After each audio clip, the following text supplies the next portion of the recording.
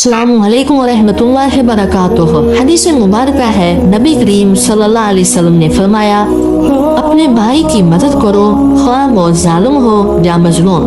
तो सहाबा कराम रज़ी अल्लाह तआला अन्हुम ने अर्ज किया, या रसूल अल्लाह सल्लल्लाहु अलैहि वसल्लम, मजलूम की मदद तो समझ में आती है, लेकिन जालिम की कैसे मदद करें? तो आप सल्लल्लाहु अलैहि वसल्लम ने फरमाया, इसका हाथ पकड़ लो ताकि वह जुल्म ना करे।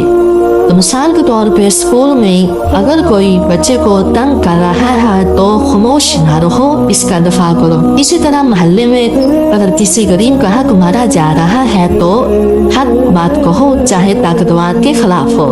दफ्तर में अगर किसी का हक रोका जा रहा है तो इंसाफ की आवाज उठाओ।